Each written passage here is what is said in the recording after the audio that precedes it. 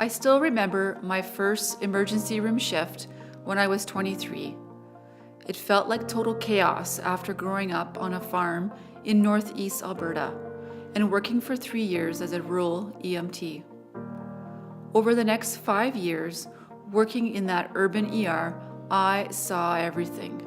And for the most part, I thrived in that intense life and death environment. I tried my best to care well for people, but I also saw many little ways things could have been done better. I think that all those little things started to build up, and at 27 years old, in the middle of being trained as a charge nurse, I decided to leave it all behind. My family ended up in a town south of Calgary, and I found a job in a small rural hospital 15 minutes away. My first shift felt like coming home.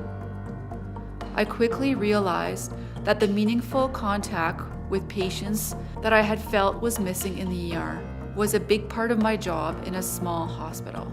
And it was there where I began to learn how to care for the whole patient. However, over time, I began to notice many little ways that care could be done better. In particular, I felt that I lacked the tools needed to care for my elderly patients who were in a delirium or who had dementia with behaviors. I knew that there was something better than antipsychotics and restraints, but I didn't know what else to do.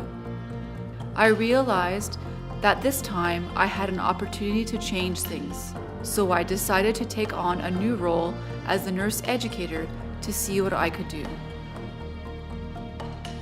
I began to search for resources, and through our site manager Carla, our unit was invited to be part of an elder-friendly care project with the Seniors Health Strategic Clinical Network.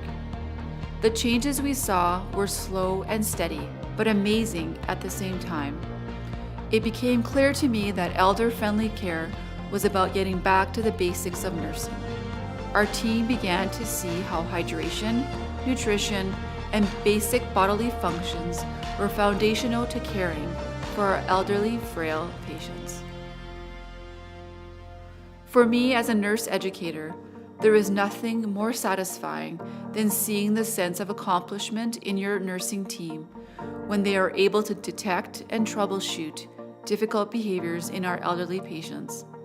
We are still learning, but using a team approach that includes healthcare aides, occupational therapy, physiotherapy, and social work, we are able to quickly create plans and routines for our challenging patients.